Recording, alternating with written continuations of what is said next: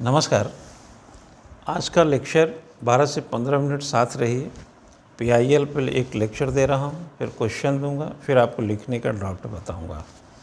PIL को public interest litigation, जनहित या जनहितवाद कहा जाता है और ये न्यायपालिका के भीतर पढ़ने का एक संदर्भ है।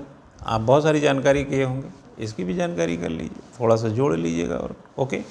यह एक ऐसा वाद है, मैं बताने जा रहा हूँ कि व्हाट इज़ अ पीआईएल। यह एक ऐसा वाद है जो किसी व्यक्ति या समुदाय को जिनके अधिकारों का हनन हुआ है की ओर से अगर जनहित से प्रेरित होकर इसको लाए जाने का प्रयास होता है, इसको लाया जाता है, कह सकते हैं। इसी को पीआईएल कहते हैं। पीआईएल द्विपक्षीय वाद से मुक्त होता है, ये समझने वाली बात है।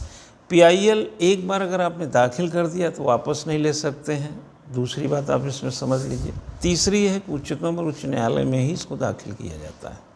ये तीसरी चौथी जो भी बात थी आप समझ गए।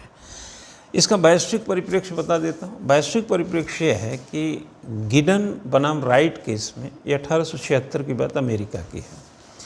इसकी एक वैश्विक स्थिति दिखाई देती है, यानी कह सकते हैं कि पीआईएल की जो अवधारणा है वो अमेरिका में देखने को मिलती है। 1876 यानी 19th सेंचुरी के लगभग उत्तरार्ध में ख़त्म हो रही है। 20-22 साल बचा है, 24 साल उसके दौरान। वहाँ से अब तक अगर आप देखें तो 142-76 से अब तक 144 साल करीब इसकी यात्रा को हो चुका है और 42 साल से यह भारत में है। 144 साल पहले अमेरिका में आई थी, 42 साल पहले भारत में आई थी।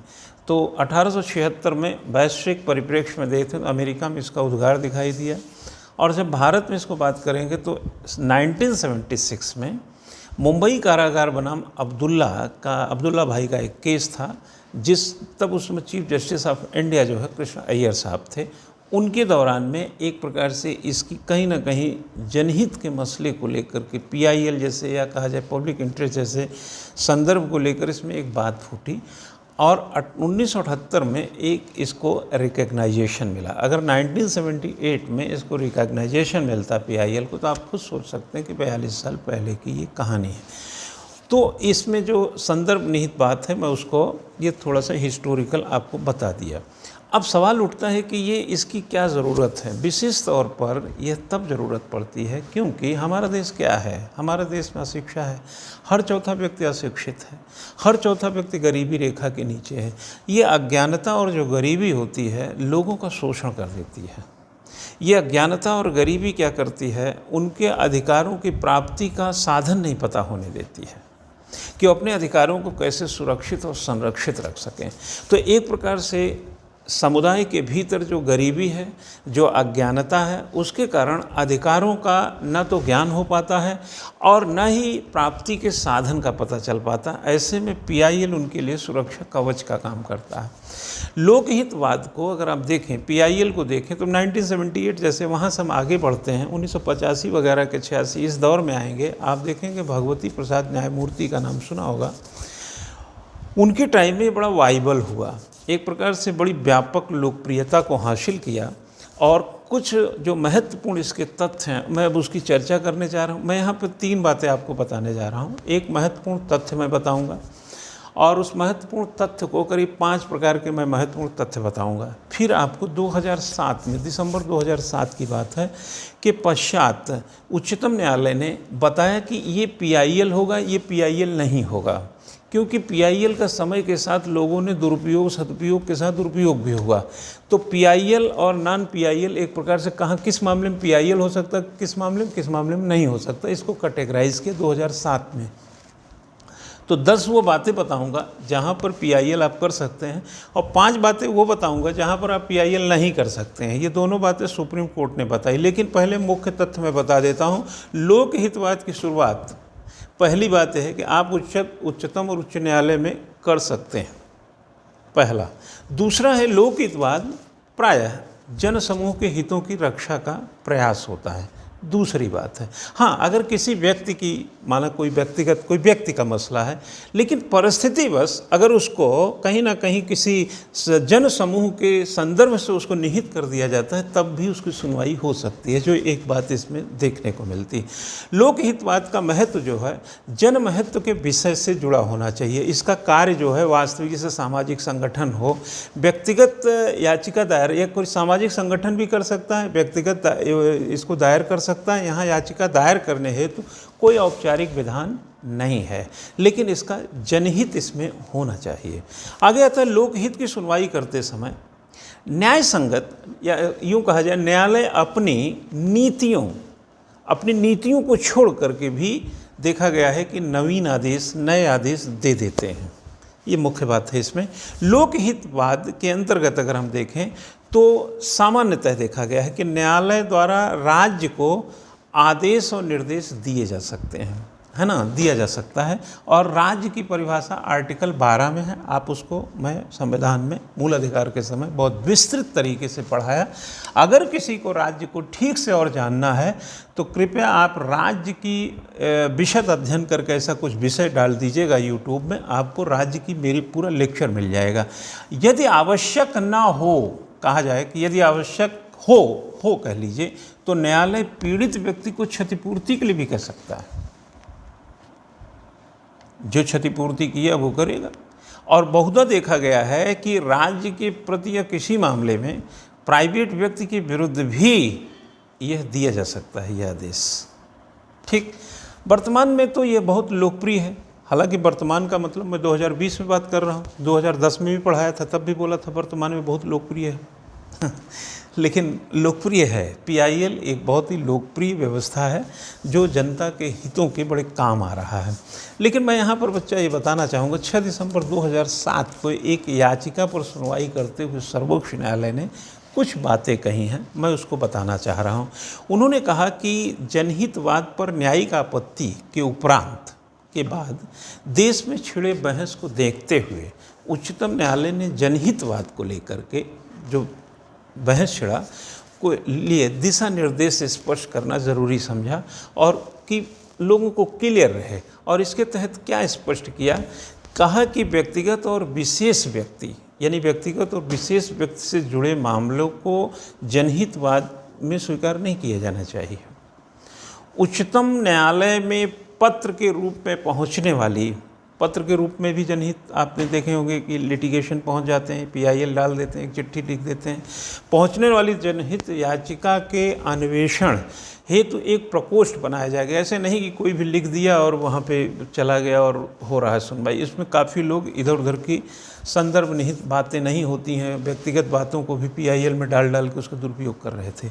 दूसरा है, मात्र 10 तरह के मामलों में ही PIL किया जा सकता है। वो 10 तरह के मामले क्या हैं, मैं अभी हेडिंग वाइज आपको बता देंगे। और ये कहा गया कि 10 तरह के मामले में ही रजिस्ट्रार का मतलब न्यायालय में न्यायिक रजिस्ट्रार के आदेश से PIL को स्वीकार किया जाएगा। अब PIL को 10 तरीके की क्या बात बताया सुप्रीम कोर्ट, मैं आपको बता रहा हूँ। पहला बात बताया कि बंधुआ मजदूरी का अगर मसला है तो PIL हो सकता है, मतलब होगा। उपेक्षित तथा निराश्रित बच्चे हैं, उस मामले में PIL हो सकता है। कामगार वर्किंग लोगों का शारीरिक और आर्थिक अगर शोषण किया जाता है, फिजिकल एंड इकोनॉमिकल एक्सप्लॉयटेशन में PIL हो सकता है। जेल में प्रताड़ना की बात हो रही हो, मौत हो जाए, निजी मुचलके की रिहाई, त्वरित ट्रायल आदि के मामले में भी PIL हो सकता है। आगे है कि पुलिस का मुकदमा दर्ज करने से इनकार करे, पुलिस प्रताड़ना करे, PIL कर सकते हैं। बलात्कार की बात हो, नववधू पर प्रताड़ना की बात हो, हत्या हो या अपहरण हो, PIL हो सकता है।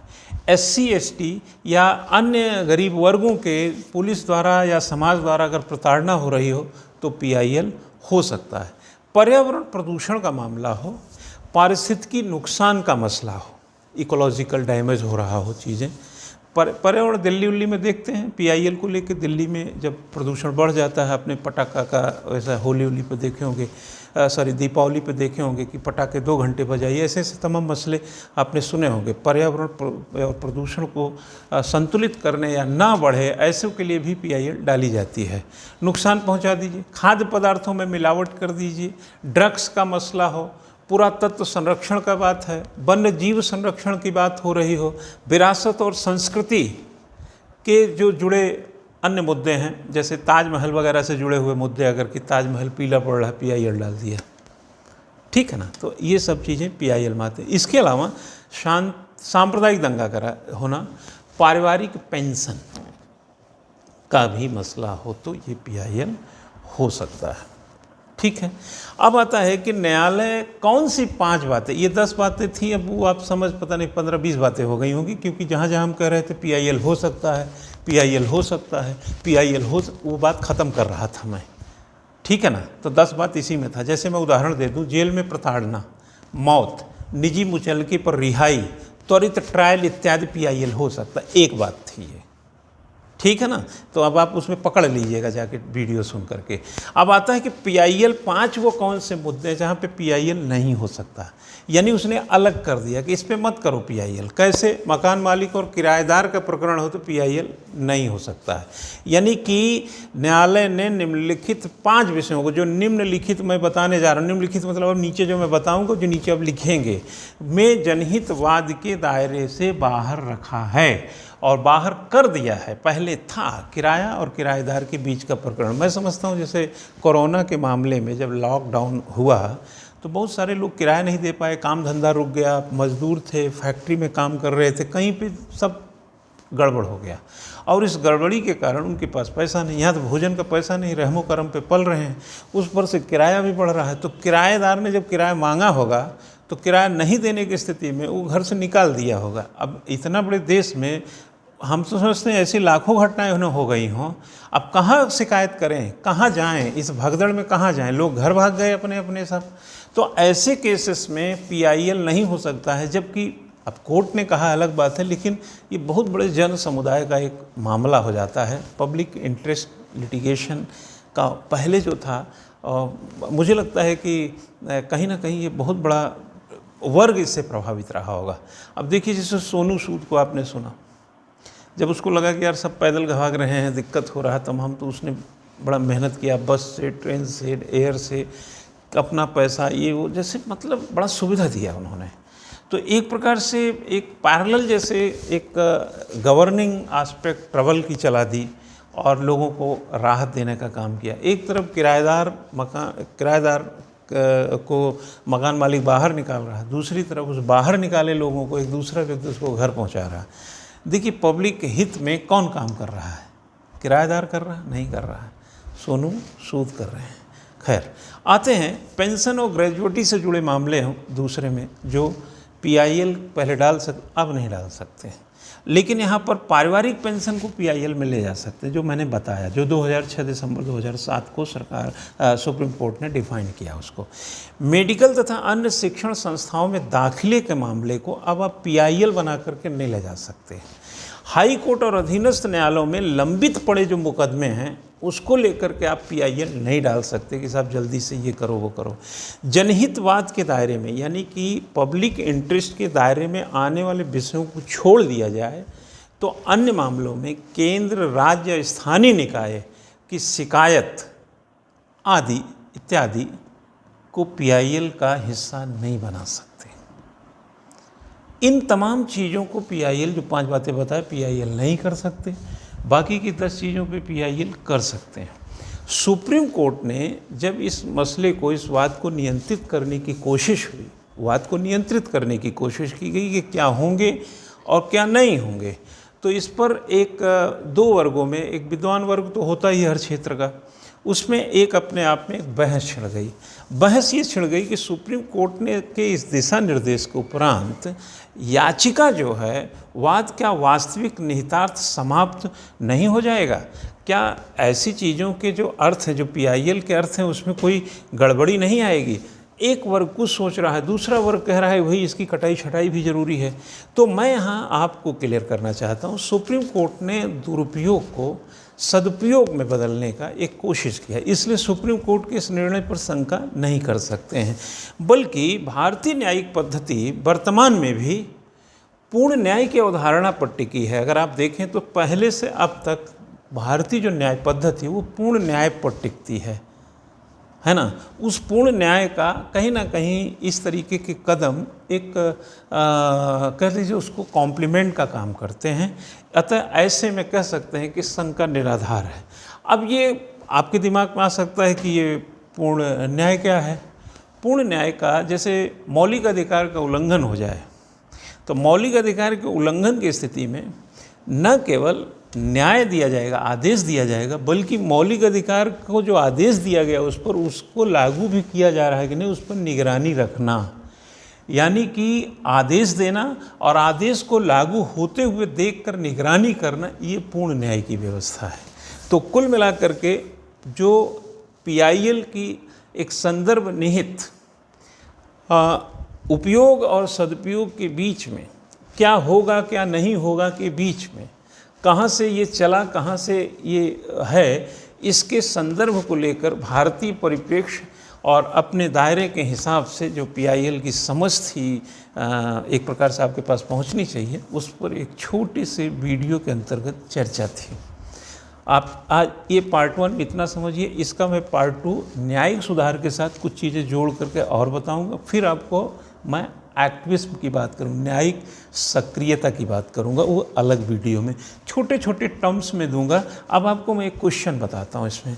अब अगर इसमें क्वेश्चन आता है, जैसे पीसेस दे रहे हैं, सिविल सर्विसेज मेंस दे रहे हैं, PIL क्या है, जनहितवाद क्या है, इसकी विशेषता की चर्चा करते हुए मौजूदा समय में इसकी प्रासंगिकता पर टिप्पणी करें। ठीक, तो जब आप PIL क्या है बताएंगे तो बताएंगे PIL क्या है जो मैं पहले बताया हूँ। थोड़ा सा एक लाइन इसका हिस्टोरिकल ग्राउंड दे दीजिएगा। इसका विशेषता क्या है, इसकी विशेषता ये है कि यह व्यक्ति नहीं बल्कि जनहित को ध्यान में रखता है। यह उच्चतम और उच्च न्यायालय में ही आप इसको दाखिल कर सकते हैं। इसको एक बार दाखिल कर दिया तो वापस नहीं ले सकते हैं। तो ये सब चीज़ें इसकी विशेषता में शामिल है, ठीक है ना। ऐसी चीज़ों को ले लीजिएगा। अब आता है इसकी प्रासंगिकता। प्रासंगिकता इसका ये है कि यह कहीं ना कहीं एक प्रकार से एक जो अज्ञानता है, जो गरीबी है, जो उपेक्षा है, जो निराश्रितता है, जो बंधुआ मजदूरी है, जो प्रताड़ना है, जो सताना है, इन सब ऐसे वर्गों के प्रति जिन्हें अपने अधिकारों की जानकारी नहीं है, जिन्हें अपने अधिकारों की रक्षा की समझ नहीं है, जिनके पास अज्ञानता है, जिनके पास संसाधन नहीं है, जिनके पास साधन नहीं है, उन सभी को सरल सहज ढंग से न्याय दिलाने की एक तकनीक है। और देश में जब तक अज्ञानता रहेगी, देश में जब तक गरीबी रहेगी और देश में जब तक शोषण रहेगा, तब तक PIL जैसी चीज़ों की, PIL जैसे वाद या कहा जाए जनहितवाद की प्रासंगिकता कायम रहेगी। तो ये आज भी प्रासंगिक है, कल भी प्रासंगिक रहेगी, लेकिन इतिहास में प्रासंगिक रहेगा कि नहीं मैं नहीं कह सकता, क्योंकि जब सभी को अपने अधिकार की रक्षा करना और जिस तरीके का संदर्भ निहित भाव है सभी के अंदर ओतप्रोत हो जाएगा, तब इसकी प्रासंगिकता का लोप होगा। जैसे कि गांव में विकास अगर पूरा पहुंचा दीजिए तो ग्रामीण विकास की जो कहानी गढ़ी जाती है वो ख़त्म हो जाएगी।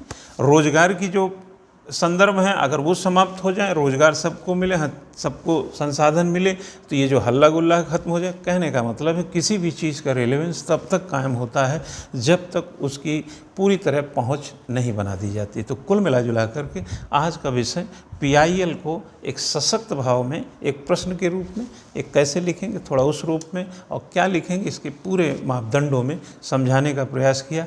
और मैं उम्मीद करता हूँ कि आपको ये जो भी जानकारी थी पहले उसमें इसको जोड़ने से आपकी परीक्षा में महत्व इसका बढ़ेगा। खंड 2 में कुछ और बातें बताएंगे नेक्स्ट फॉर्म में। Thank you.